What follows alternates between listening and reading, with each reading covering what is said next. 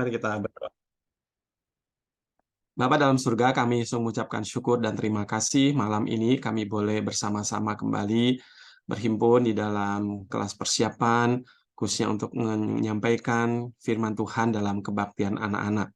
Kiranya Tuhan sendiri akan menolong kami semua untuk boleh bersama-sama belajar dan saling melengkapi, sehingga apa yang hendak diberitakan kepada anak-anak boleh kami persiapkan dengan sebaik-baiknya. Lebih dari itu, biarlah kuasa Roh Kudus Tuhan sajalah yang akan menaungi dan memberkati pelayanan ini. Sehingga bukan hanya anak-anak yang mendapatkan berkat dari firman-Mu, tetapi kami juga sebagai guru sekolah minggu terlebih dahulu beroleh berkat yang dari firman-Mu. Berkati juga jaringan internet kami masing-masing, biarlah semua boleh dalam keadaan stabil sehingga kami boleh mengikuti persiapan ini dengan baik. Terima kasih Tuhan, kami serahkan waktu di depan dalam nama Tuhan kami Yesus Kristus. Amin. Ya, saya akan share screen dulu.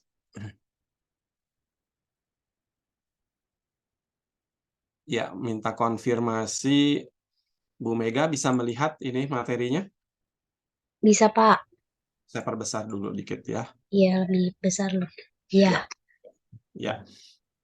Ya, kita ada dua materi malam ini. Saya ajak kita pertama bahas untuk pelajaran tentang kelahiran Yohanes dan pujian Zakaria, yaitu bahan bacaannya kita buka dulu dari Injil Lukas pasalnya yang pertama. Ya, kita buka Alkitab dan tolong salah seorang boleh bacakan buat kita Injil Lukas pasalnya yang pertama. Mungkin bisa minta tolong Bu Lina ya. Bu Lina buat bisa bacakan Lukas pasal 1 Ya, Pak. ayatnya yang ke-57 hingga ayatnya yang ke-80 ya. Silakan Bu Lina kalau sudah mendapatinya boleh bacakan buat kita. Ya, inilah firman Tuhan. Lukas 1 ayat 57 sampai 80. Kelahiran Yohanes Pembaptis. Kemudian genaplah bulannya bagi Elisabet untuk bersalin dan ia pun melahirkan seorang anak laki-laki. Ketika tetangga-tetangganya serta anak-anak saudaranya mendengar bahwa Tuhan telah menunjukkan rahmat-Nya yang begitu besar kepadanya, bersukacitalah mereka bersama-sama dengan dia. Maka datanglah mereka pada hari yang ke-8 untuk menyunatkan anak itu, dan mereka hendak menamai dia Zakaria menurut nama bapaknya. Tetapi ibunya berkata, "Jangan, dia harus dinamai Yohanes." Kata mereka kepadanya, "Tidak ada di antara sanak saudaramu yang bernama demikian." Lalu mereka memberi syarat kepada bapaknya untuk bertanya nama apa yang hendak diberikannya kepada itu. Dia meminta batu tulis, lalu menuliskan kata-kata ini. Namanya adalah Yohanes. Dan mereka pun heran semuanya. Dan ketika itu juga terbukalah mulutnya dan terlepaslah lidahnya. Lalu ia berkata-kata dan memuji Allah. Maka ketakutanlah semua orang yang tinggal di dekatnya dan di sekitarnya. Dan segala peristiwa itu terjadi menjadi buah tutur di seluruh pegunungan Yudea. Dan semua orang yang mendengarnya merenungkannya dan berkata, menjadi apakah anak ini nanti? Sebab tangan Tuhan menyertai dia. Nyanyian pujian Zakaria. Dan Zakaria ayahnya penuh dengan Roh Kudus, lalu bernubuat katanya, terpujilah Tuhan Allah Israel, sebab ia melawat umatnya dan membawa kelepasan baginya. Ia menumbuhkan sebuah tanduk keselamatan bagi kita di dalam keturunan Daud, hambanya itu. Seperti yang telah difirmankannya sejak purbakala oleh mulut nabi-nabinya yang kudus, untuk melepaskan kita dari musuh-musuh kita dan dari tangan semua orang yang membenci kita, untuk menunjukkan rahmat-Nya kepada nenek moyang kita dan mengingat akan pujiannya yang kudus, yaitu sumpah yang diucapkannya kepada Abraham, bapa leluhur kita, bahwa ia mengaruniai kita, supaya kita terlepas dari tangan musuh dan beribadah kepadanya tanpa takut, dalam kekudusan dan kebenaran yang dihadapannya seumur hidup kita. Dan engkau, hai anakku, akan disebut Nabi Allah yang Maha Tinggi, karena engkau akan berjalan mendahului Tuhan untuk mempersiapkan jalan baginya, untuk memberikan kepada umatnya pengertian akan keselamatan yang berdasarkan pengampunan dosa-dosa mereka, oleh rahmat dan belas kasihan dari Allah kita. Dengan nama Ia akan melawat kita, supaya surya pagi dari tempat yang tinggi, untuk menyinari mereka yang diam dalam kegelapan dan dalam naungan maut, untuk mengarahkan kaki kita kepada jalan damai sejahtera. Adapun anak itu bertambah besar dan makin kuat rohnya, dan ia tinggal di padang gurun sampai kepada hari ia harus menampakkan diri kepada Israel. Demikianlah firman Tuhan. Amin. Ya, ya, makasih, Bu Lina. Ya, teman-teman, malam ini kita akan melihat tujuan pembelajaran dari materi ini adalah anak, yang pertama ya, anak mengetahui. Sekali lagi, ini sifatnya kognitif, ya. Jadi berikanlah informasi yang cukup sesuai dengan tema kita, khususnya penekanannya pada Allah yang menepati janjinya kepada Zakaria tentang kelahiran Yohanes Pembaptis. Jadi ini melanjutkan pasal 1, khususnya ayat sebelumnya, ya, pemberitahuan tentang kelahiran Yohanes Pembaptis, ya, ketika Imam Zakaria harus bertugas di dalam bait Allah, ya, itu yang pertama. Nah, yang kedua, anak mau bersyukur karena kebaikan Tuhan di dalam hidupnya. Jadi anak nanti akan melihat relasi dari pesan Alkitab atau firman Tuhan yang diajarkan tentang Allah yang menepati janji, ya, itu juga akan terjadi di dalam kehidupan kita orang percaya pada zaman ini. Ya, jadi kita percaya kepada kebaikan Tuhan.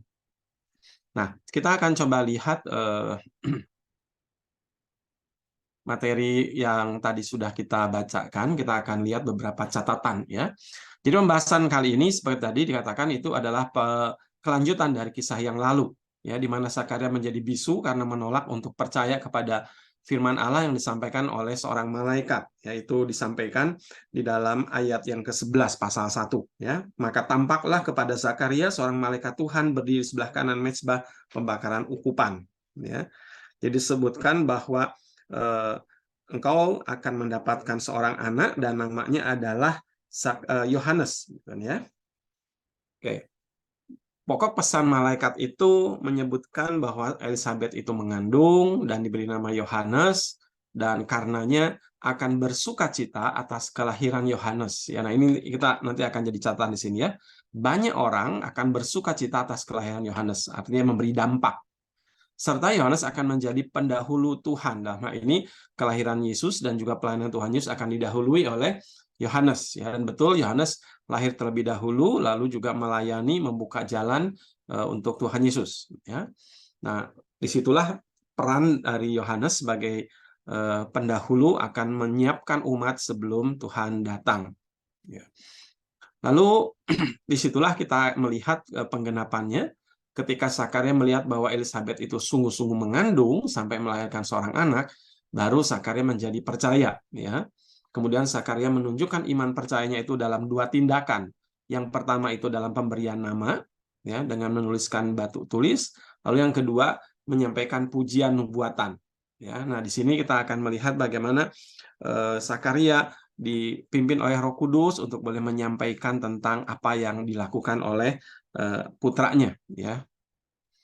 Pertama, di situ kita lihat bagaimana Zakaria memuji Tuhan karena janji Tuhan itu digenapi, ya, di dalam pasal pertama ayatnya yang ke-68 sampai ayatnya yang ke-75. Nah, janjinya apa? Janji Tuhan yaitu tentang pemulihan dan kelepasan dari segala sengsara yang dialami secara personal oleh Zakaria yang belum mendapatkan keturunan, ya, dan secara komunal bagi Israel yang ada dalam penjajahan Romawi. Jadi secara personal janji Tuhan itu memulihkan Zakaria, ya, yang tadinya sudah umur begitu banyak, belum juga punya anak keturunan, ya, berharap mempunyai anak keturunan, begitu, ya. Tetapi sampai waktu dia melayani di dalam bait Allah, barulah janji itu ditegaskan dan kemudian digenapkan, ya. Jadi Bapak Ibu, saya ingin kasih catatan di sini ya, bagaimana Zakaria ini ketika mengalami perjumpaan dengan malaikat itu sesuatu yang sangat luar biasa, ya, bagi orang Israel. Itu sebuah penegasan yang sangat personal, luar biasa, ya. Nah, sebelum berjumpa dengan malaikat, itu juga menjadi sesuatu yang luar biasa ketika Zakaria itu ditugaskan di dalam bait Allah. Jadi kalau kita merujuk ke aturan keimaman Harun, ya, di dalam pasal yang pertama ayat yang kelima, itu disebutkan pada zaman Herodes, Raja Yudea, ada seorang imam yang bernama Zakaria dari rombongan Abia. Nah, ini menjadi penting ya, penegasan dari Injil Lukas, kata Abia itu. Coba boleh tolong buka Bu Lina, dalam 1 Tawarikh pasal 24 ayat 10. Kita coba rujuk ke belakang ya, 1 Tawarikh pasal 24 ayat 10.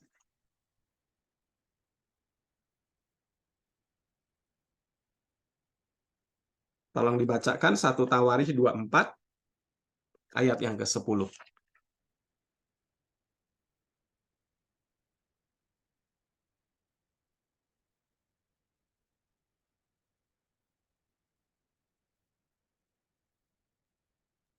Satu Tawarikh 24 ayat 10 ya, Pak.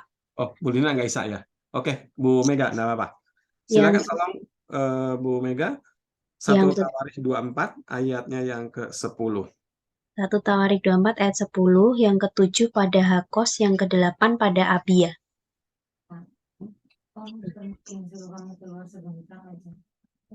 Oke. Bapak Ibu, saya minta waktu sebentar ya, ada orang depan karena penting banget ya. Iya. Ada keperluan Pak RW.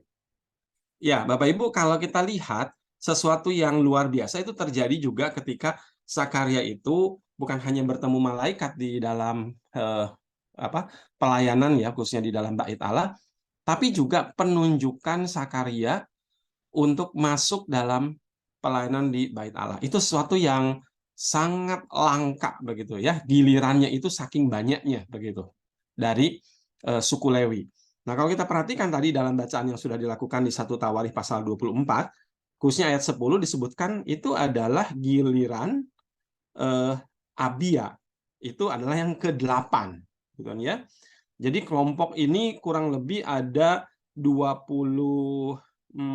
Ya, kalau kita lihat di ayat 18, yang ke-23 pada Delaya, yang ke-24 pada Maza. Nah, ada 24 kelompok. Sementara dalam kelompok itu juga banyak orang. Nah, Zakaria itu dari kelompok yang ke-8, yaitu kelompok Abia, dialah yang terpilih begitu ya. Jadi kalau dilihat dari urut-urutan setiap waktu untuk giliran melayani di bait Allah dengan 24 giliran, lalu di dalamnya itu dalam tiap kelompok juga ada masih orang-orang lain, maka ketika Zakaria yang diundi dan mendapatkan tugas, itu kita lihat waktunya Tuhan itu tepat begitu ya.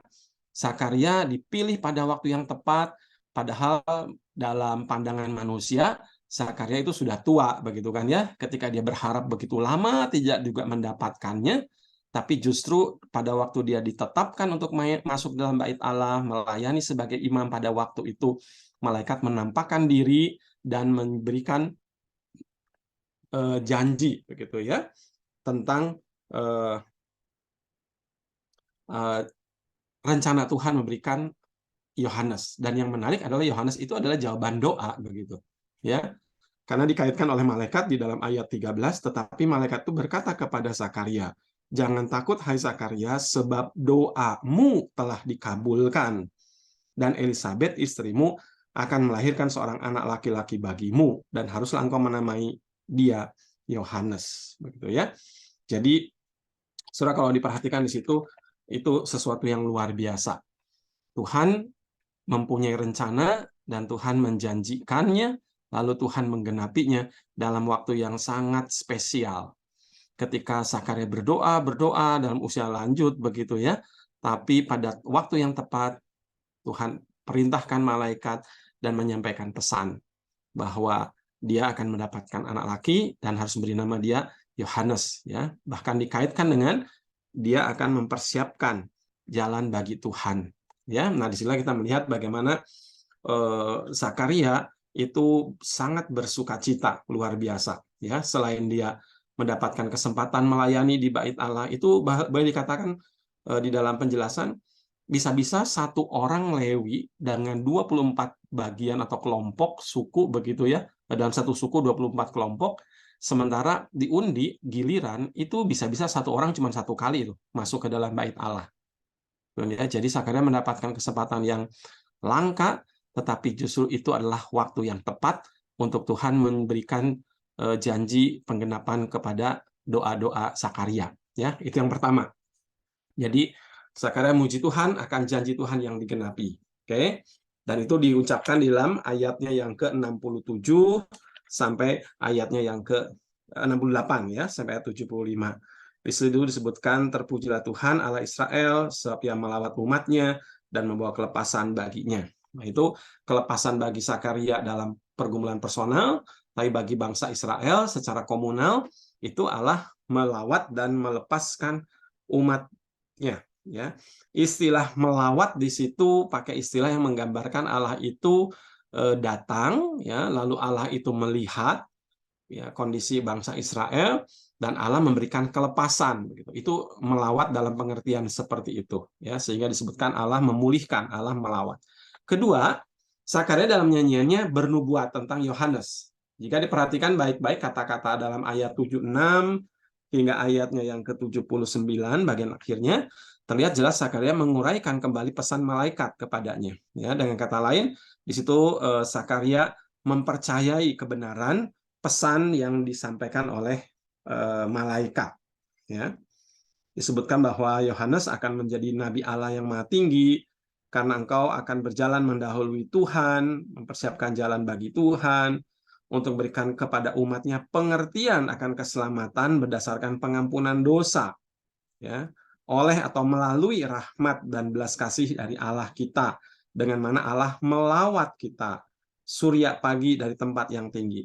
Ya, nah ini istilah-istilah yang menggambarkan bagaimana pesan dari malaikat itu diuraikan, disampaikan sebagai sebuah pengakuan bahwa Zakaria sekarang menjadi percaya kepada apa yang telah disampaikan malaikat. Ya. Nah, selain itu nyanyian ini juga menjadi ekspresi ungkapan sukacita. Ya, jadi jika di Alkitab ditemukan, ya, kita menemukan bahwa Zakaria bernyanyi tepat setelah mulutnya terbuka, itu berarti Zakaria bersukacita atas Tuhan yang senantiasa menepati janjinya. Ya, bayangkan ya Bapak Ibu ya, dia harus menahan mulut, tidak bisa berbicara selama masa Elizabeth mengandung. Ya, mungkin di awal-awal, bulan-bulan awal mungkin belum menampakkan ya, belum ada kepastian apakah Elizabeth ini mengandung atau belum, gitu ya. Sampai akhirnya tanda bahwa Elizabeth ini mengandung, ya, mungkin tidak lagi mengalami menstruasi, begitu ya, sehingga Zakaria mulai lebih bisa berharap, begitu ya, sampai bulan yang ke-9 melahirkan, baru betul-betul puncak kesukacitaan, kegembiraan Zakaria itu meluap, begitu ya. Jadi Bapak Ibu bisa bayangkan betapa luar biasa karya Tuhan di dalam kehidupan Zakaria.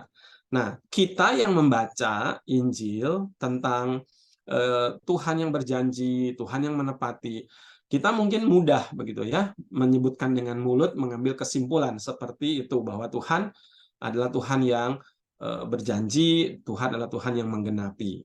Nah, tapi coba kita lihat relevansinya begitu ya.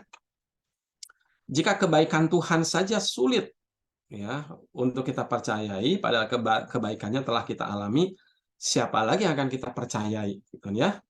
Nah, oleh karena itu percaya pada Tuhan, entah itu kepada janjinya, ya, kepada firman-Nya, atau pada perbuatannya yang mungkin kita pernah alami, maka sesuatu yang di dalam diri kita harusnya mengalami lah sesuatu perubahan begitu ya, karena kita mengalami kebaikan Tuhan begitu ya. Entah mungkin kita pernah mengalami kebaikan Tuhan di dalam kita memegang janji Tuhan, entah itu ketika kita baca firman Tuhan dalam pergumulan kita meyakini bahwa Tuhan akan menolong kita, bahwa Tuhanlah sumber pengharapan kita, mungkin Tuhan itu penuh dengan kuasa untuk menolong kita dari segala pergumulan. Nah, kita mungkin memegang janji itu, memegang firman Tuhan. Dan mungkin kita mengalami ya sebuah peristiwa yang kita yakin itu adalah karya Tuhan dalam hidup kita. Nah, disitulah kita perlu mempunyai sebuah pengalaman iman, ya, bukan cuma pemahaman tentang iman Kristiani, bukan hanya sekedar punya pengetahuan tentang firman, apalagi kita ini pengajar begitu ya, tapi kita betul punya pengalaman iman, ya, di mana Tuhan melakukan perbuatan dan kita meyakini itu adalah karya Tuhan di dalam kehidupan personal kita, ya, seperti Zakaria mengalaminya.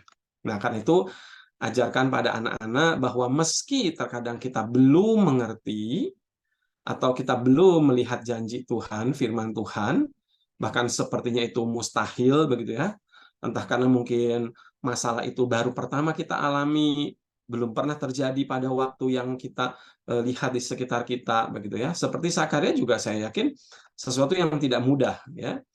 Nah, tetapi disitulah kita didorong ya untuk percaya sepanjang hidup kita ada tanda kebaikan Tuhan. Hidup kita sendiri pun itu adalah karya Tuhan ya. Hanya kadang kita mungkin berharapnya sesuatu yang spektakuler. Nah, makanya baik sekali di dalam GKI kita mempunyai tahun gerejawi ya. Seperti yang sekarang ini kita sedang memasuki masa Advent.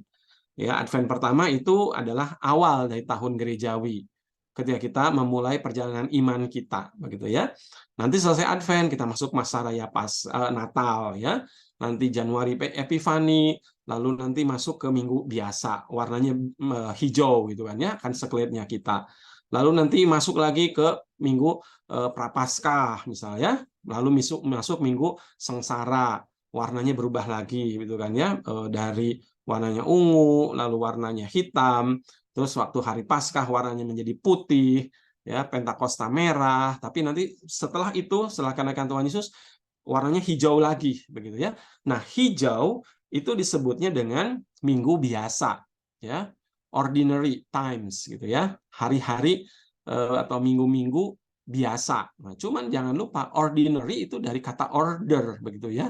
Tujuan, ada tujuan Tuhan sebetulnya di dalam hari-hari biasa kita, ya, yang sepertinya mungkin tidak ada yang terlalu spektakuler seperti Natal ya dialami oleh Zakaria, tidak ada yang terlalu menghebohkan misalnya seperti dialami oleh murid-murid ketika menyaksikan Yesus yang bangkit ya, selain Yesus yang mati begitu. Tapi ketika mereka mengalami hal-hal yang spektakuler, kita mungkin tidak mengalami seheboh itu, tetapi tetap di dalam tahun-tahun hidup kita ya, tahun-tahun kehidupan kita itu sebenarnya ada karya Tuhan, yaitu di dalam minggu-minggu yang kita hayati, kita rayakan sebagai minggu biasa ya, ordinary times gitu. Nah, ini yang perlu kita ingatkan kepada anak-anak bahwa Tuhan bekerja dalam sepanjang hidup kita. Tuhan itu sedang menggenapi janjinya yang bukan mencipta tapi juga memelihara hidup. Ya, Tuhan bahkan berkarya dalam hidup kita. Gitu. Nah, ini yang menjadi penting buat kita ya.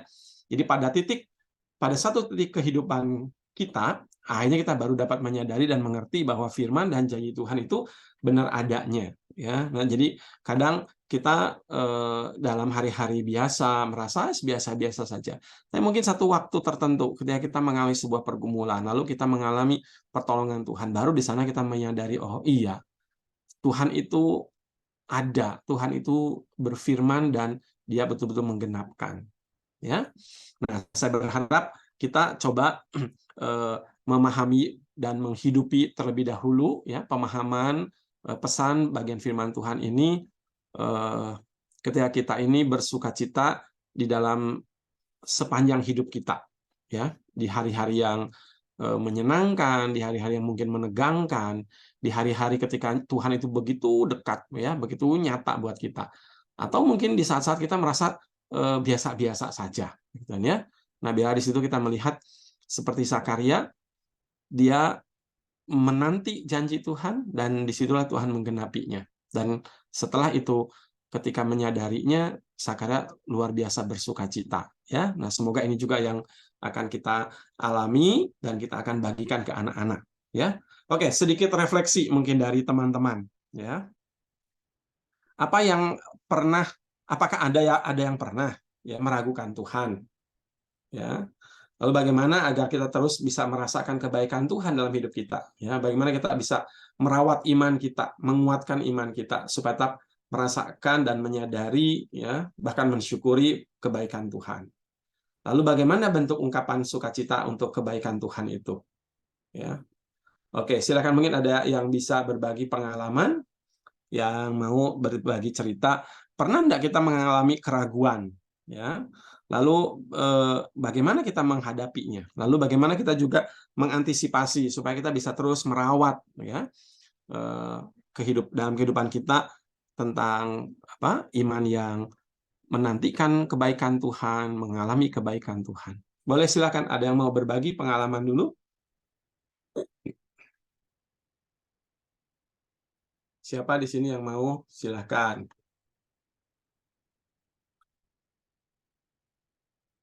Ika mungkin mau berbagi, Ika? Ada pengalaman enggak, Ika?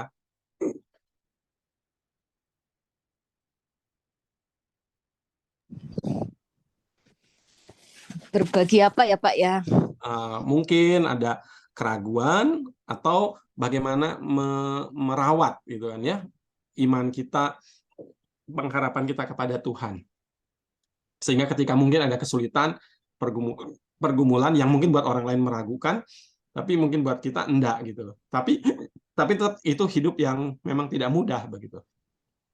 Kira-kira gimana cara menjalani atau menghadapi hal semacam itu? Ika mungkin punya pengalaman. Kalau saya ya, maksudnya kayak naik turun ya Pak ya. Kadang-kadang pada saat memang benar sih ada saat dimana kayak Tuhan ini kok nggak selesai kayak gitu kan.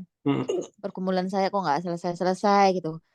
Tapi terus yang saya yakini gini sih, pokoknya saya melangkah Tuhan tuh tahu gitu. Jadi semuanya itu sudah ada dalam rencana Tuhan gitu. Jadi kadang-kadang kan gitu Pak, maksudnya gini, minta tanda dari Tuhan, Tuhan apakah ini tanda dari Tuhan gitu. Ya. Tapi kalau kita kalau saya sih maksudnya Pak, saya kalau nunggu tanda terus gitu, terus ternyata kayak kok kayak jadi terlalu mistis gitu loh Pak. Jadinya jadi kayak ragu lagi gitu. Jadi kalau sudah kayak gitu saya cuman kayak berdoa sama Tuhan aja gitu. Tuhan, pokoknya saya percaya apapun yang terjadi Tuhan bisa lakukan yang terbaik. Jalan yang saya pilih ini adalah pokoknya Tuhan bisa bikin lah semuanya gitu. Semuanya pasti indah gitu. Jadi ya udah gitu aja Pak gitu. Jadinya saya jalan tuh dengan keyakinan bahwa Tuhan menyertai gitu aja. Nah, ketika pengalaman itu dihadapi, kenyataannya gimana? Iya, kadang gini Pak, maksudnya pertama kali aku memilih melakukan ini gitu kan, sudah kayak yakin deh ini kayaknya bakalan sukses, ternyata gagal gitu kan Pak. Iya. Itu kecewa sih, down gitu loh. Kayak loh seharusnya, tapi terus tak pikir-pikir lagi, lah memang siapa tahu memang rencananya Tuhan untuk aku gagal. Aku milih ini, aku gagal dari rencana Tuhan juga untuk membentuk aku. Terus buat apa? Maksudnya kayak buat apa aku ragu, buat apa aku kecewa gitu. Semua hal yang aku alami, semua yang terjadi dalam hidupku itu adalah semua dalam rencana Tuhan gitu loh Pak. Jadi karena itu aku jadinya nggak kecewa sama Tuhan gitu. Karena ya Ika yang sekarang ini adalah Ika yang dibentuk dari berbagai macam pengalaman, kegagalan, keberhasilan, dan semuanya itu dijalani dalam cintanya Tuhan tuh kerasa banget gitu loh. Jadi ya gitu Pak. Jadi saya ini nih nggak kalau untuk ragu-ragu, pada saat ragu-ragu tuh pasti cuma mengingatkan itu aja, Tuhan lu cinta sama aku gitu. Tuhan lu sayang banget sama aku. Jadi ini adalah ya ini memang bentuk cintanya Tuhan gitu. Kayak gitu sih Pak. Enggak sampai meragukan lah gitu ya. Iya. Bergumul iya kan ya. Ya, bergumul iya gitu. Ya, Oke. Tuhan kenapa gitu kan pada saat di tengah-tengah gitu kan Pak. Tuhan Ah, kenapa kok kayak gini? Kenapa kok ini terjadi gitu. Tapi mm-mm. aku kayak ya sekarang ya pada saat kena kayak gini aku ini kan bukan apa ya? Aku yang mengalami first person point of view gitu. Tuhan itu kan Mm-mm. kayak third person point of view. Tuhan yang punya kayak ngelihatnya itu bird eye gitu kan Pak, Mm-mm. dari atas melihat semuanya, dia tahu jalurnya Lebih gitu. utuh ya. Sementara aku kan sekarang kelihatannya kayak kayak gunung tinggi Parsial. banget. Ya. Padahal Tuhan lihat setelah habis gunung itu loh ada lembah yang bagus kayak gitu kan aku nggak Mhm. tahu gitu loh. Jadi Ya, aku percaya gitu aja. ya, ya. Oke, thank you ya.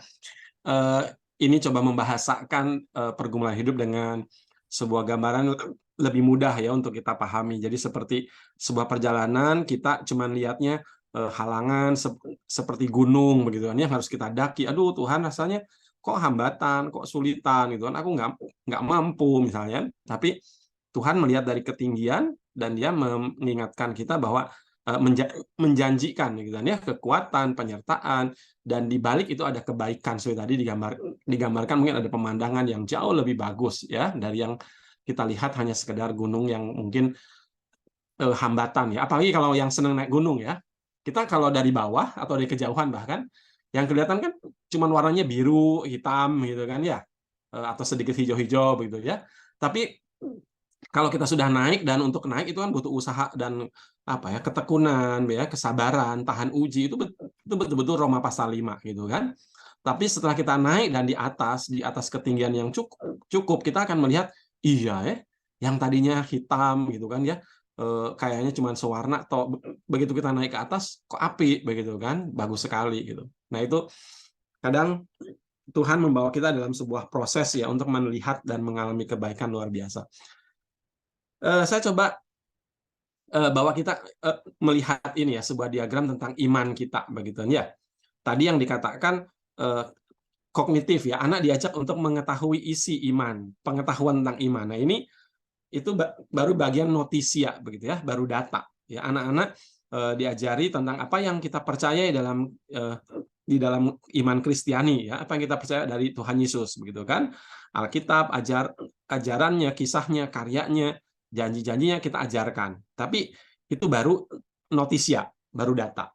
Lalu ketika anak itu diyakinkan oleh kita ya, dari yang tadinya tidak tahu lalu menjadi mau gitu kan ya, mau mempercayai gitu ya, mau mempercayai. Jadi kalau ditanya informatif dia bisa jawab ya.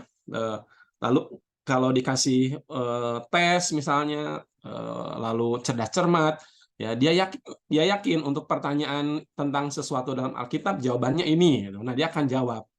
Itu artinya asensus. Dia menyetujui bahwa isi iman yang dia telah pelajari itu betul-betul dia yakini isinya benar begitu. Yes ya, asensus. Dia menyetujui ya kebenaran dari isi ajaran Alkitab yang kita sampaikan. Tapi tidak berhenti di dua ini ya, harus juga sampai pada prosesnya adalah fidusia. Ya, kalau tadi Ika menceritakan kadang mungkin nggak ngerti gitu kan ya, atau mungkin merasa apa yang dipelajari dengan yang dijalani tidak selalu persis gitu kan. Kadang ada sesuatu yang berbeda begitu ya. Jalannya nggak selalu mulus gitu kan. Kadang mungkin merasa aku nggak salah jalan dah gitu kan. Nah, tapi ketika kita berjuang ya, berserah kepada Tuhan, nah disinilah muncul begitu ya. Ketika kita ini taat, kita bergantung sama Tuhan, disitulah Tuhan akan memberikan tuntunan dan jalannya buat kita. Ya, dan ini memang sesuatu yang tidak sederhana ya, tidak semudah kita mengucapkan dengan mulut begitu ya, tapi harus dijalani seperti Sakaria harus menjalani proses yang begitu luar biasa. Ya, nah saya harap kita tidak berpuas diri dengan 1 dan 2 ya, sekalipun untuk mencapai 2 dan 3 memang harus diawali dengan 1, yaitu pelajari firman Tuhan, ajarkan firman Tuhan supaya anak-anak punya isi iman, kontennya. Tapi tidak boleh berhenti di situ. Dari tahu dia menjadi setuju ya. Tapi tidak berhenti di setuju, tapi dia juga mampu untuk menerapkan firman Tuhan dengan taat dan bergantung. ya. Itu nyanyian anak-anak kan bagus ya, trust and obey gitu ya. Dia betul-betul menjadi seorang pribadi yang tahu, mau, lalu dia mampu ya untuk melakukan firman Tuhan ya, trust and obey. Oke, saya share yang satu lagi materi kita. Nah, ya.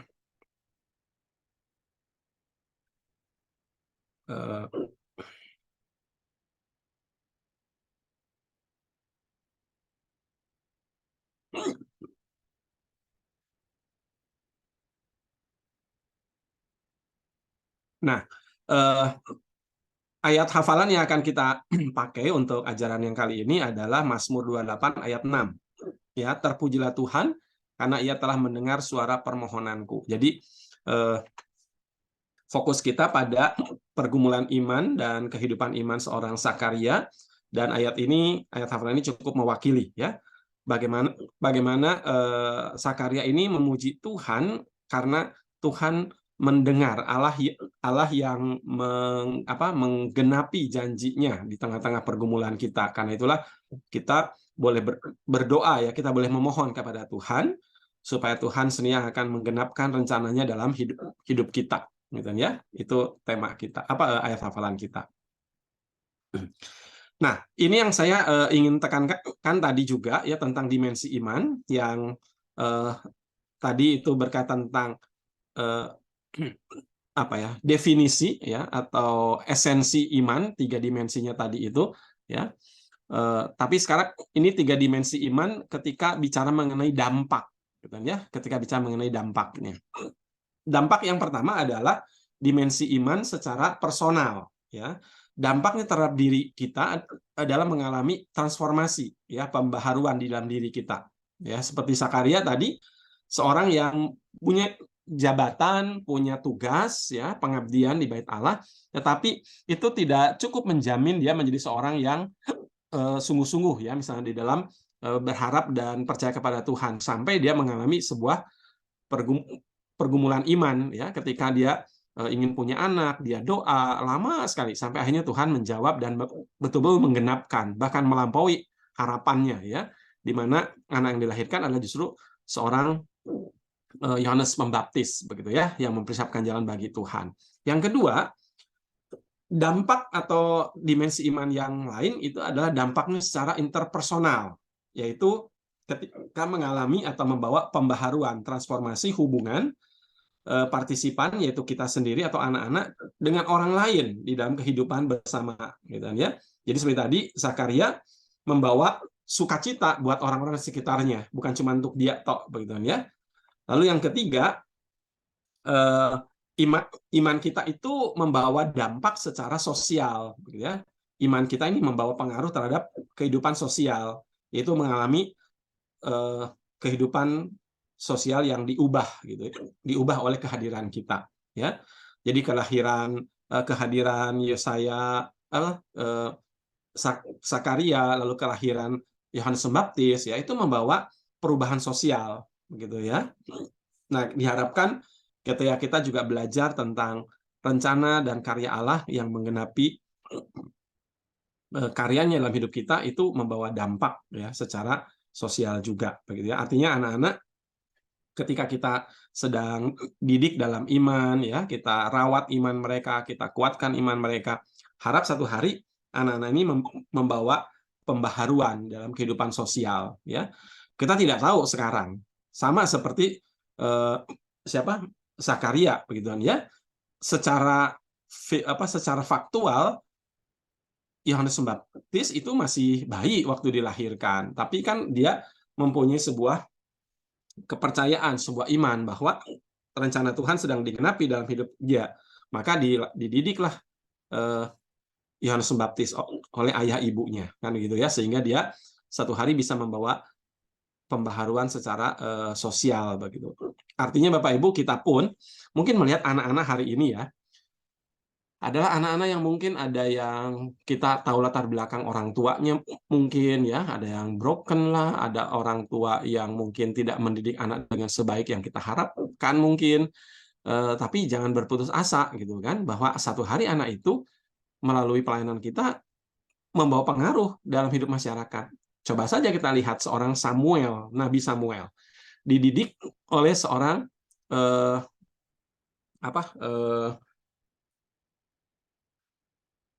seorang hitungannya imam lah ya, Eli itu. Ketika Imam Eli ini punya anak 2, Hofni Finehas, yang tidak sebegitu baik ya, menjadi pelayan di kemah begitu, kemah suci, tapi justru melalui Imam Eli, Samuel yang kecil itu bisa membawa perubahan sosial dalam kehidupan bangsa Israel pada zamannya ya. Nah, siapa tahu di kelas kita mungkin ada anak yang Tuhan percayakan untuk membawa perubahan di tengah keluarganya mungkin, ya kan, di tengah tempat kerjanya dia mungkin gitu. Dan ketika diingat misalnya, kenapa kok kamu bisa jadi begini? Ya semoga anak itu punya ingatan bahwa oh ini dampak ya, ini pengaruh dari guru sekolah minggu saya gitu kan. Entah mungkin kita ini doakan dia, entah kita itu begitu sayang ya, ditunjukkan dengan menguatkan dia mungkin dalam kesulitan dan pergumulan begitu. Nah, semoga itu membawa dimensi iman dampak ya secara personal, interpersonal maupun secara sosial struktural ya. Saya setidaknya kalau ingat anak ini, anak sekolah minggu yang saya selalu dulu ajar di kelas 1 SD ya, saya selalu megang kelas 1. Karena saya punya trauma tersendiri waktu SD kelas 1 saya dapat guru di sekolah itu gurunya keras gitu kan ya, kasar buat saya. Ketika saya ini susah ya, kalau dikte itu saya paling susah. Dikte itu apa ya? Jadi guru menyebut satu kalimat lalu kita murid-murid harus menulis begitu ya, harus tepat seperti yang diucapkan. Nah, saya paling susah waktu itu. Dan ketika nilai saya ini tidak bagus gitu ya, saya dijewer gitu kuping saya. Jadi saya kalau ingat itu saya pikir cek galak guru kelas 1 begitu kan, sampai ke bawah-bawah mimpi sama saya. Saya pengen jadi guru lalu ngajar kelas 1 SD dan saya pengen ngajari anak dari guru itu gitu kan. Karena saking gemesnya saya, nggak mikir kalau saya punya anaknya dia mah udah tua gitu kan, nggak mungkin saya ngajari anaknya untuk balas dendam. Nah, tapi dari pergumulan itu saya pengen jadi guru sekolah minggu di kelas 1. Supaya apa? Saya bisa memberikan dorongan, semangat begitu ya. Jadi ekstrim terbalik begitu. Kalau saya dulu diajar guru yang galak, kasar, saya pengen menjadi guru yang mensupport gitu ya anak-anak dan ingin memberikan pujian, dorongan begitu ya. Jadi ada satu anak dari keluarga yang memang sangat sederhana ya, keluarga yang sangat sederhana. Jadi anak ini agak bandel begitu, agak bandel. Awal-awal saya nggak seneng gitu kan melihat anak ini jadi kayak biang kerok begitu kan di dalam kelas itu, jadi pengacau. Tapi lama-lama saya baru sadar, lah justru anak inilah yang lebih butuh gitu kan kasih sayang dibandingin anak lain yang mungkin dari keluarga yang relatif lebih mapan.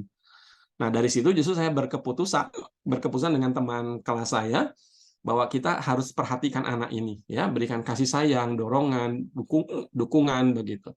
Nah, saya selalu usahakan mengangkat anak ini ya untuk misalnya baca ayat Alkitab, membawakan kantong persembahan, mengedarkannya, lalu saya ajak untuk berdoa, saya bisikin di kepalanya dia begitu ya. Nah, saya menjadi sangat dekat dengan anak ini. Yang menarik ketika saya lulus kuliah, saya sempat pulang ke gereja saya, lalu ada yang menepuk bahu saya dari belakang begitu ya.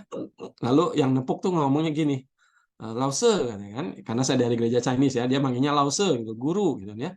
Saya pikir siapa yang manggil ini, yang manggil Lause. Terus saya balik badan, badannya cukup tinggi ya, kepalanya gundul gitu, potongan rambut pendek. Jadi saya agak asing gitu, agak kurang ingat. Saya tanya, siapa kamu? Nah, terus dia sebutkan namanya gitu kan ya. Oh, saya baru ingat. Oh ya, ini anak kelas 1 ya. SD dulu begitu. Saya tanya, "Ya apa kamu sekarang bagaimana cerita?" Lalu dia cerita kalau dia menjadi seorang pengurus Komisi Pemuda Remaja, dia aktif dalam pelayanan segala macam. Setidaknya itu membuat hati saya tuh hangat begitu ya, merasa bersyukur setidaknya anak ini pernah ingat saya, anak ini pernah saya bimbing begitu ya. Lalu yang kedua itu anak yang satu kelas yang sama, angkatan yang berbeda di Surabaya ini ketemunya di sebuah acara seminar. Itu juga sama, ketika keluar dari ruangan aula begitu, hall, ada yang menepuk dari punggung dari belakang, dan menyebut sekali lagi istilah itu ya. Jadi saya tahu ini kalau manggil itu mesti dari gereja asal saya ya. Panggilnya Lause gitu. Terus saya balik tanya, anaknya badannya gede. Saya tanya, "Kamu siapa?" Terus dia sebutkan namanya. Dan saya tanya, "Pelayananmu di mana? Kerjamu di mana?" Dia disebutkan dia bergereja di salah satu gereja di Surabaya dan dia menjadi majelis jemaat di gereja itu ya. Awalnya saya nggak tahu nama kamu siapa. Terus dia bilang, "Lause ingat nggak? Saya ini adalah Rudolph the Red-Nosed Reindeer," gitu ya. Rudolph si hidung apa sih rusa hidung merah gitu. Saya baru ingat, "Oh iya iya iya, saya ingat kamu Willy," saya bilang ya. Nah, itu membuat saya tuh jadi bersyukur setidaknya pernah memberikan waktu dan perhatian buat anak-anak sehingga mereka ketika dewasa sedikit banyak itu ada apa ya, ada dampak ya, ada dasar-dasar iman sehingga mereka satu waktu bisa menjadi orang-orang dipakai oleh Tuhan pada waktunya, pada zamannya. Tentu bukan karena saya sendiri ya, tentu banyak orang orang lain yang telah mengambil bagian memberkati anak itu ya. Tapi setidaknya ketika dia masih mengingat saya adalah apa, lausenya begitu ya, gurunya, saya merasa bersyukur pernah memakai kesempatan untuk berdampak ya bagi anak itu gitu. Nah, gitu. Dan kalau ditanya dulu jadi guru sekolah minggu enak enggak? Ya kadang nggak enak gitu ya. Saya masih ingat ngajar selesai kebaktian pagi langsung ngajar. Padahal mungkin pengennya ada aktivitas atau kegiatan lain begitu kan, tetapi kesempatan untuk melayani pada waktu itu menjadi sesuatu yang berharga buat saya. Saya melayani selama usia SMP dan SMA ya, jadi kurang lagi 5 sampai 6 tahun. Baru saya pergi sekolah Alkitab. Nah, saya berharap ini teman-teman juga bisa melihat bahwa di tengah-tengah situasi kita yang saya tidak tahu persis apa yang kita hadapi alami, mungkin dalam keluarga, dalam pekerjaan, tetapi itu adalah waktu kita membentuk iman, ya, membangun iman anak-anak yang Tuhan percayakan kepada kita. Oke, baik, saya lanjutkan dulu dengan yang bahan kedua, ya. Bahan kedua, ini gembala menyaksikan kelahiran Yesus. Bisa minta tolong ini Maaf, Pak Dedi. ya, Ci. Maaf, Pak Dedi. Pak Ya. Dedi bisa minum dulu. Udah, Ci, tapi Saya memang lihat kok cegukan terus. memang ini saya udah minum, cuman kayaknya ini pengaruh obat kayaknya. Saya lagi minum obat ini apa? Pilek apa ada antibiotik mungkin iya. pas nggak cocok nih baru tadi makan obatnya. Lagi ngefek kayaknya ini. Nggak bisa di stop memang. Iya, saya... Ya, nggak apa, makasih perhatiannya. Ya. Iya, iya. Baik, yang kedua ini tadi siapa yang akan mengajar setelah Bu Lina ini? Meyen. Untuk bahan kedua, Bu Meyen ya? Boleh Bu Meyen bisa tolong bacakan Lukas 2 ayat 8 sampai 20. Lukas 2 ayat 8 sampai 20 ya, tentang gembala. Ya. Lukas 2 ayat 8 sampai 20. Gembala-gembala. Di daerah itu ada gembala-gembala yang tinggal di padang menjaga kawanan ternak mereka pada waktu malam. Tiba-tiba berdirilah seorang malaikat Tuhan di dekat mereka, dan kemuliaan Tuhan bersinar meliputi mereka, dan mereka sangat ketakutan. Lalu kata malaikat itu kepada mereka, "Jangan takut, sebab sesungguhnya aku memberitakan kepadamu kesukaan besar untuk seluruh bangsa. Hari ini telah lahir bagimu juru selamat, yaitu Kristus Tuhan di kota Daud. Dan inilah tandanya bagimu. Kamu akan menjumpai seorang bayi dibungkus dengan lampin dan terbaring di dalam palungan." Dan tiba-tiba tampaklah bersama-sama dengan malaikat itu sejumlah besar bala tentara sorga yang memuji Allah, katanya, "Kemuliaan bagi Allah di tempat yang maha tinggi, dan damai sejahtera di bumi di antara manusia yang berkenan kepadanya." Setelah malaikat-malaikat itu meninggalkan mereka dan kembali ke sorga, gembala-gembala itu berkata seorang kepada yang lain, "Marilah kita pergi ke Betlehem untuk melihat apa yang terjadi di sana, seperti yang diberitahukan Tuhan kepada kita." Lalu mereka cepat-cepat berangkat dan menjumpai Maria dan Yusuf dan bayi itu yang sedang berbaring di dalam palungan. Dan ketika mereka melihatnya, mereka memberitahukan apa yang telah dikatakan kepada mereka tentang anak itu. Dan semua orang yang mendengarnya heran tentang apa yang dikatakan gembala-gembala itu kepada mereka. Tetapi Maria menyimpan segala perkara itu di dalam hatinya dan merenungkannya. Maka kembalilah gembala-gembala itu sambil memuji dan memuliakan Allah, karena segala sesuatu yang mereka dengar dan mereka lihat, semuanya sesuai dengan apa yang telah dikatakan kepada mereka. Ya, makasih Bu Mayen. Jadi hari ini tujuan pembelajaran umum kita itu fokus kepada gembala ya yang dipilih untuk menjadi saksi kelahiran Tuhan Yesus. Jadi secara kognitif anak mengetahui Tuhan memberitahukan kabar baik itu kepada gembala tentang kelahiran Yesus. Lalu harapannya anak pun akan menjadi anak-anak yang mau menyampaikan kabar baik itu kepada orang lain ya. Nah, pesan yang ingin disampaikan adalah gembala itu orang biasa. Nah, anak-anak pun mungkin pada zamannya dianggap anak biasa gitu kan ya, dari segi budaya anak kecil begitu kan. Atau mungkin anak itu sendiri merasa aku tidak ada apa-apa begitu ya, tapi justru Tuhan mau pakai orang-orang yang dinilai oleh dunia tidak penting untuk melaksanakan sebuah rencana dan berita yang begitu penting ya. Nah, dalam hal ini adalah sosok gembala yang dipakai untuk menjadi saksi ya sebuah peristiwa yang sangat luar biasa.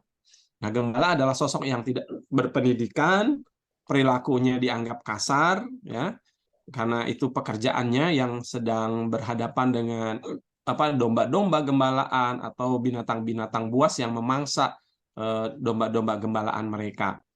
Dan juga mereka dianggap sosok yang secara sikap para gembala dipakai oleh Tuhan menjadi sesuatu yang luar biasa adalah ketika para gembala itu dijadikan sosok yang menjadi saksi ya, menjadi penerima pertama kabar baik ya, dan itu disampaikan juga bahkan oleh malaikat. Jadi malaikat itu adalah utusan Tuhan yang dianggap kudus ya, justru menjumpai gembala yang dipandang berdosa begitu. Ini kan sebuah perjumpaan yang luar biasa ya.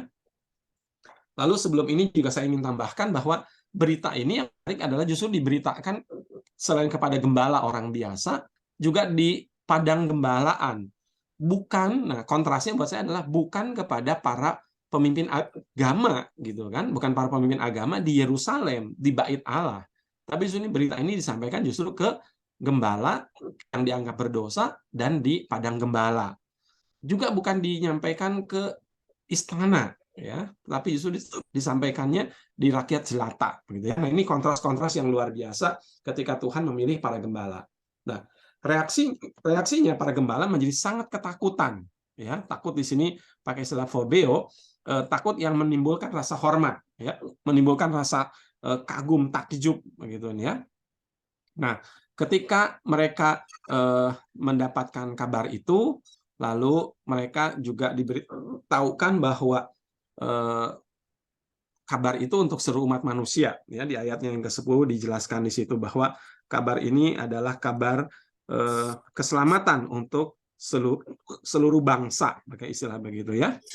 Nah, memang Tuhan ingin menyelamatkan umat manusia dan dalam menyambutnya tidak semua orang gitu ya. Karena dianggap sebuah ancaman, sebuah sesuatu yang merugikan orang-orang pada zaman itu, khususnya raja. Nah, tanda yang diberitahukan oleh malaikat kepada gembala adalah bayi dibungkus dengan lampin, terbaring di palungan, ya, ayat 12. Tanda yang dipakai oleh Tuhan sangat sederhana, bahkan jauh dari bayangan orang Yahudi tentang sosok Mesias yang dijanjikan oleh Tuhan, yang dinantikan oleh mereka. Tanda inilah yang menjadi pegangan para gembala ketika mereka memutuskan untuk ke Bethlehem. Dan mereka menemukan bayi Yesus seperti itu ya. Mereka secara langsung melihat apa yang tadinya dikatakan malaikat itu benar adanya, maka mereka bersukacita karena itu ya. Mereka dikatakan ayat 20, kembalilah gembala itu sambil memuji dan memuliakan Allah karena apa yang mereka saksikan itu betul seperti yang diberitakan kepada mereka. Nah, Saudara, kabar baik yang semacam ini ya, ketika kita baca, kita bayangkan di tengah-tengah sebuah keadaan pada zaman itu diberikan kepada orang biasa, itu kan menjadi sesuatu yang sangat luar biasa gitu ya, karena bertolak belakang begitu. Kabar ini kabar baik dari Allah yang Maha Kudus, yang Maha Besar, untuk dunia, tetapi diberitakan kepada orang biasa, bahkan orang berdosa, di tempat yang biasa, sederhana, begitu kan? Nah, ini kan sesuatu yang kontras. Nah, karena itu efek bagi gembala itu betul mereka sangat bersukacita, ya, karena apa yang diberitakan kepada mereka persis seperti yang mereka lihat. Karena itulah mereka menyampaikannya kepada Ibu Maria, kepada Bapak Yusuf, ya. Nah, sekarang kita coba relevansinya, ya. Setiap orang tentu senang mendapat kabar baik, sebab sebuah kabar baik memberikan sukacita pasti. Kabar baik yang disampaikan malaikat pada gembala bukan hanya sukacita bagi manusia, tapi juga ada pengharapan baru bagi dunia. Karena Allah menyelamatkan, ya. Nah, karena itulah kita patut bersyukur boleh mendengar kabar baik ini, ya. Dan Tuhan di situ menunjukkan bahwa Dia sanggup memakai, bahkan mau, ya, bukan cuma mampu, tapi Allah itu mau memakai setiap orang untuk menyampaikan kabar baik ini. Nah, kita juga sebagai murid Tuhan sudah mendengar kabar baik ini, bahkan kita mungkin sudah merayakannya bertahun-tahun lamanya. Nah, karena itulah saat ini adalah kesempatan buat kita menyebarkan kabar baik ini, ya. Karena itu mari kita sampaikan khususnya kepada anak-anak yang sekali lagi mungkin peran kita sama. Peran kita tetap bertahun-tahun lamanya adalah guru sekolah minggu. Tapi anak yang kita didik, yang mampir di kelas kita itu anaknya bergantian. Dan mungkin ini adalah seumur hidup satu kali kita hadapi mereka. Mungkin seumur hidup satu kali mereka berjumpa dengan kita dalam hal mendengar kabar baik. Ingat ya, itu momentum yang penting buat kita. Jadi dalam hal ini yang perlu kita sikapi adalah yang saya sebutkan dengan teori akomodere, ya, mengakomodasi begitu. Artinya begini, mungkin kalau fokus kita adalah diri kita ini sudah jadi guru mungkin 5 tahun, 10 tahun. Berita ini, cerita ini tetap sama, begitu ya. Buat kita sudah tahu. Tapi bagi anak, mungkin inilah informasi atau berita yang baru pertama kali didengar. Bahkan dari kita, bahkan ini mungkin yang pertama kali dari kita mereka dengar. Nah, maka momentum ini jangan kita abaikan saja hanya gara-gara kita ini sudah sekian kali menyampaikan berita yang sama. Tapi jangan lupa, anaknya berbeda. Zamannya juga berbeda. Anak dulu 10 tahun yang lalu dengan anak yang sekarang tantangannya berbeda. Nah, karena itulah kita membutuhkan sebuah upaya baru, ya. Kita selalu membutuhkan hikmat dan kuasa Tuhan yang baru untuk menyampaikan berita ini kepada anak-anak. Ya, sehingga mereka melihat ada sebuah kabar baik yang perlu mereka dengarkan, yang perlu mereka percayai dan mereka hidupi, ya. Bahwa ini mungkin sudah kita dengar dan berulang-ulang, ya, itu dari perspektif kita, ya. Tetapi dengan teori akomodere, kita ini tidak melihat diri kita yang isinya udah mungkin 10 tahun ngomong yang sama, cerita yang sama, sehingga mungkin kita menjadi abai, ya, menjadi menggampangkan, begitu kan. Nah, jangan lupa yang perlu diperhatikan bukan kita, ya. Dalam teori akomodere itu fokusnya adalah yang mendengar. Jadi kita mengakomodir keterbatasan anak ini, mungkin masih kecil, mungkin bandel, belum mau mendengar. Ya, apa caranya? Nah, disitulah kita membutuhkan sesuatu yang baru, ya, hikmat baru, kuasa Tuhan, pimpinan Tuhan yang baru untuk menghadapi anak yang baru. Kitanya mungkin lama, kitanya mungkin sudah biasa. Tapi hati-hati justru membuatnya menjadi menjadi kita ini rasanya sudah biasa lah, gitu kan.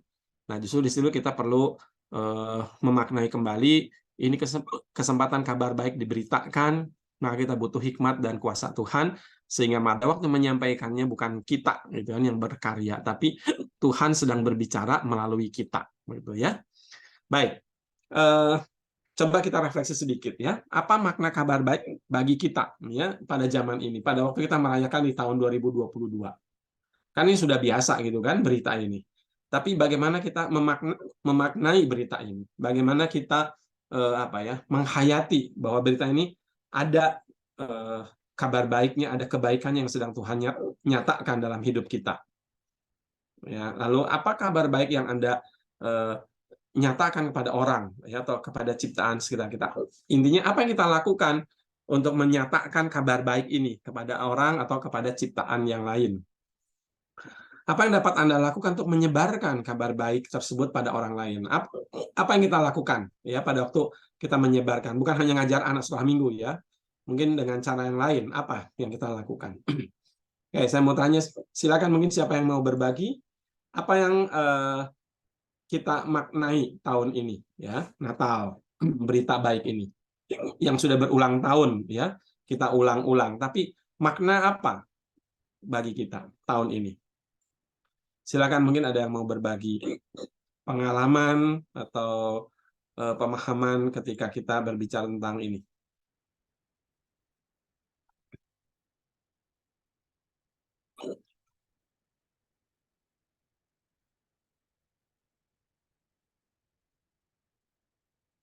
Ada siapa aja di sini ya? Saya coba lihat. Cynthia mungkin, Cynthia. Ya, Apa yang dimaknai dengan Natal tahun ini? Beritanya kan sama, berita kelahiran Tuhan Yesus. Tapi cara kita memaknai atau relevansinya buat kita dalam kehidupan hari ini apa? Bahwa Tuhan itu juru selamat, bahwa telah lahir buat kita. Itu apa? Atau boleh bagaimana kita menyampaikannya kepada orang lain atau memberitakannya ke orang lain, menyebarkannya dengan cara apa? Silakan. memberitahu kalau Tuhan tuh peduli pada manusia, makanya membawakan keselamatan dengan kelahiran Tuhan Yesus. Nah, itu kan isi beritanya ya. Nah, cara memberitakannya gimana? Ke orang lain atau Ke orang itu orang yang belum kenal. Ke orang yang belum kenal apa yang udah kenal gitu ya. Oh, enggak, maksud saya Cynthia sendiri gimana cara menyampaikan ini? Mungkin ya ke orang yang kenal atau yang belum kenal apa yang dilakukan? Yang Cynthia lakukan apa gitu?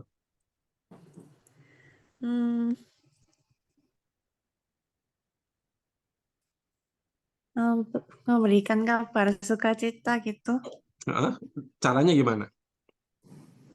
Kan ini ada berita nih, berita kabar baik nih, bahwa telah lahir juru selamat bagi dunia. Oke, itu beritanya. Nah, bagaimana kita ya secara pribadi memberitakannya itu, menyampaikan ke orang lain gimana caranya? Nah, kalau nyampain sih Tuhan Yesus tuh peduli pada ciptaannya, jadi memberikan kesempatan buat manusia yang berdosa buat mengenal jalan keselamatan yang diberi. Oke, ya, Kayak gitu. ya, menyampaikan itu ya. Oke, yang lain mungkin siapa? Coba ya Pak Dedi. Siapa ini? Bu Lina, ya Bu Lina silakan. Ya, hari Natal itu atau kelahiran Tuhan Yesus itu kan terjadi berapa ribu tahun yang lalu ya. Ya. Berarti kita menceritakan itu karena intinya kabar sukacita. Nah, ini untuk menyampaikan kepada seorang dari kitanya, kabar sukacita itu atau lahirnya kegembiraan itu suatu saat akan terjadi kepada orang lain melalui cerita kita, melalui pengalaman hidup kita. Misalnya masalah-masalah, contohnya ya Pak Dedi, masalah keluarga yang begitu kita alami, kita gumuli beberapa tahun. Ternyata suatu saat dengan kesabaran kita boleh kita alami dengan sukacita. Nah, ketika ada keluarga atau rumah tangga yang bermasalah, kita menceritakan bahwa peristiwa-peristiwa seperti itu kita harus menghadapinya seperti ini, kita harus begini. Nah, suatu saat kita akan mendapat hadiah yang menggembirakan, yang membuat kita bersukacita. Nah, jadi hari Natal itu bukan kelahiran secara beberapa tahun yang lalu, tapi kelahiran ketika kita menerima sesuatu dari teman untuk membuat kita bahagia. Itu adalah salah satu kelahiran yang sukacita, yang menggembirakan bagi diri pribadi orang yang kita boleh berbincang-bincang begitu. Oke, ya jadi Bu Lina bersaksi begitu ya tentang bagaimana Tuhan juru selamat yang lahir dulu itu adalah Tuhan yang juru selamat yang juga berkarya ya menyelamatkan pada zaman kita gitu ya, seperti Tuhan menyelamatkan keluarga kita mungkin kalau tadi contoh Bu Lina mungkin ya. Dan itu kita ceritakan ke keluarga yang lain yang mungkin punya pergumulan yang tersendiri ya, tapi kita menyaksikan dari apa yang kita hadapi, alami bersama dengan Tuhan, itu kiranya juga menolong orang itu ya, pergumulan keluarga itu ya. Nah, itu namanya kita menyampaikan kabar baik ini dengan menyaksikan karya Tuhan ya yang terjadi pada zaman ini di dalam hidup kita ya. Oke, itu salah satu contoh ya. Jadi menyampaikan kabar baik dengan menceritakan, bersaksi gitu ya. Nah, bisa bersaksi seperti yang Bu Lina itu bersaksi langsung ketemu orang ya, ketemu orang begitu ya, cerita kepada orang itu, dan itu biasanya kalau orang itu kenal dekat dengan kita, tahu pergumulan kita, itu dampaknya besar sekali ya ketika mereka melihat perubahan dalam hidup kita ya. Nah, tapi mungkin ada cara yang lain misalnya untuk yang muda ya, yang lebih biasa memakai media sosial, kadang juga bisa berbagi cerita ya dalam momen seperti ini, dalam 1 bulan ini mungkin nanti atau awal tahun, menyampaikan kabar baik tentang pesan-pesan firman Tuhan ya, mungkin juga dijelaskan dengan kesaksian-kesaksian tadi yang seperti Bu Lina katakan, mungkin kesaksian pribadi kita atau mungkin kesaksian orang lain yang relevan ya. Nah, itu kita beritakan di dalam media sosial ya. Misalnya yang punya akun-akun Facebook, punya akun-akun medsos lainnya, Instagram segala macam ya. Kita mungkin bisa memberikan berita itu yang berdampak bisa luas ya, bahkan mungkin untuk waktu yang panjang selama medsos kita diakses orang, mereka akan buka ya, mereka akan baca ya. Saya temukan di beberapa sharing orang-orang di dalam media-media seperti itu, mereka mungkin tulis sudah berapa tahun lalu. Tetapi ketika orang-orang itu mengaksesnya tahun ini mereka akan mendapatkan sebuah penguatan mungkin ya, penghiburan begitu. Nah, itu baik sekali ya. Nah, itu salah satu contoh bagaimana kita menyebarkan kabar baik kepada orang lain ya. Langsung secara verbal tadi seperti Bu Lina cerita ke teman ya, keluarga atau rekan kerja, atau juga bisa yang biasa dengan main Facebook, main medsos, bisa juga begitu ya. Dan itu bisa dibaca berulang kali kapanpun orang mengakses kita ya. Nah, itu luar biasa. Atau melalui WhatsApp begitu ya. Saya dulu pernah cerita ya. Saya dulu membuat harian begitu, ayat-ayat ditambahin dengan 1-2 kalimat lah penguatan atau yang relevan begitu. Nah, saya nggak tahu kalau saya kirim ke si A ke B, misal waktu itu kita ada media sekitar 100 SMS begitu ya, bayar berapa ratus ribu. Nah, kita bikin konten semacam itu, lalu disebarkan ulang kepada temannya. Jadi saya cuma kenal mungkin si A, tapi si A kenal si B dan C. Lalu masing-masing B dan C kenal lagi si E, F, G. Nah, itu tahu-tahu menyebar kemana-mana. Sampai satu waktu ayat itu nyampe di Sulawesi begitu ya. Dan orang di Sulawesi itu sedang dalam sebuah pergumulan baca ayat itu yang sudah lewat berapa hari itu mestinya. Tapi itu menguatkan begitu ya. Mungkin buat si AB nggak relevan waktu itu. Ayat itu mungkin biasa buat si A dan si B, teman saya. Tapi buat si orang yang di sana itu penting begitu ya. Mengena lah istilahnya ya. Ayat itu mengena. Nah, itu juga adalah salah satu cara kita menyampaikan kabar baik gitu ya kepada orang lain. Atau kepada ini tentang kabar baik untuk segenap ciptaan. Kita GKI tidak hanya bicara mengenai keselamatan untuk manusia ya, tapi juga keselamatan untuk semua ciptaan. Artinya bisa air, tanah, udara, binatang, tumbuhan begitu ya.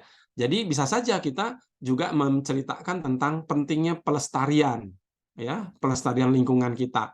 Air, udara, binatang segala macam. Itu juga bisa. Kenapa? Karena Tuhan juga ingin memulihkan gitu kan ciptaan melalui kita yang dipercaya untuk merawat kehidupan.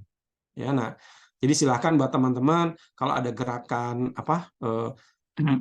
mencintai lingkungan, ya, membereskan lingkungan sekitar, itu juga bisa diceritakan, ya, supaya membangun kesadaran orang bahwa Tuhan menyelamatkan dunia ini melalui kita, ya, bersama dengan kita, begitu. Jadi kalau ada artikel atau ada berita tentang perlunya merawat lingkungan atau ada kegiatan, ya, merawat lingkungan, mari kita lakukan, begitu, ya, kita kerjakan, karena itu adalah salah satu cara kita menyampaikan kabar baik, ya. Mungkin untuk anak-anak sekolah minggu bisa diajarkan untuk mereka bisa menyampaikan kabar baik tentang Tuhan yang merawat, ya, dan menyelamatkan kehidupan. Itu bisa juga dengan menjadi anak-anak yang merawat lingkungan, begitu kan, ya, menjaga sekitarnya. Itu juga menjadi sebuah perwujudan kabar baik itu digenapkan, ya, bahwa Yesus telah datang untuk menyelamatkan manusia, untuk merawat kehidupan, ya. Itu salah satu contoh, ya. Baik, ini ayat hafalannya, ya.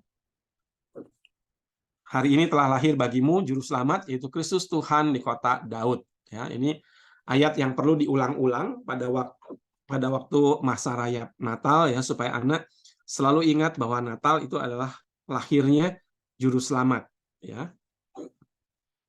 Baik, sampai sini mungkin ada pertanyaan atau ada kesaksian yang mau melengkapi, silahkan.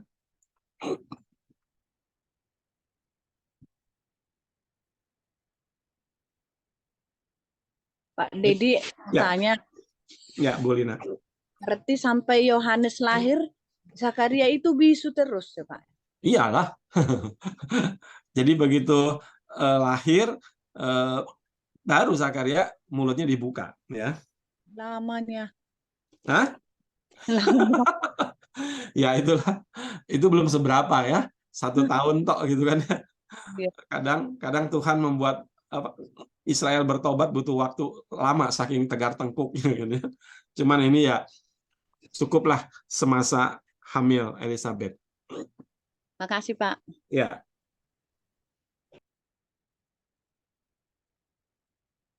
Baik Bapak Ibu, ada lagi tambahan?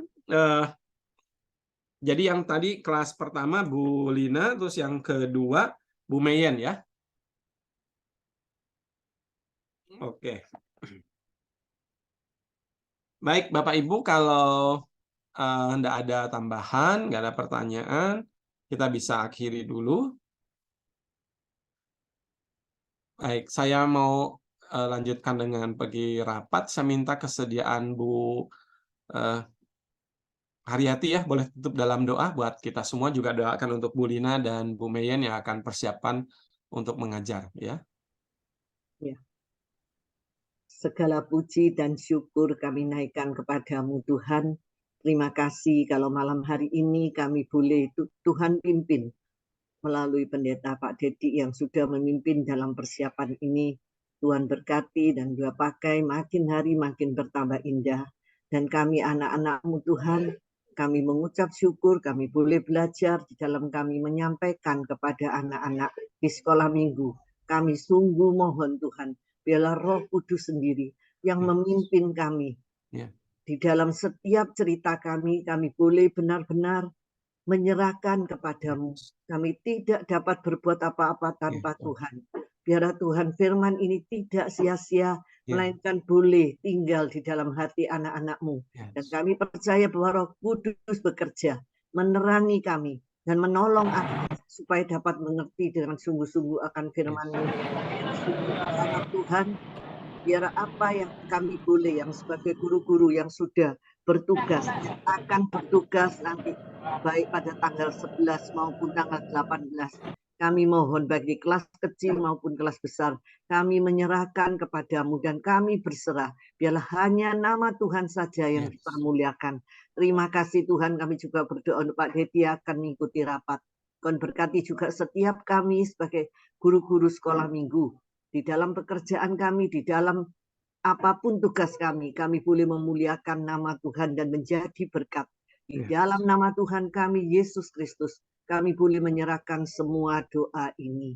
Amin. Amin. Terima kasih, Bu. Makasih Pak Dedi Sama-sama. juga. Iya, Terima kasih Pak Didi. sama-sama. Thank See you. you. Selamat Di Pak malam. Didi. Saya live dulu ya. Thank you. Ya. Selamat malam semua.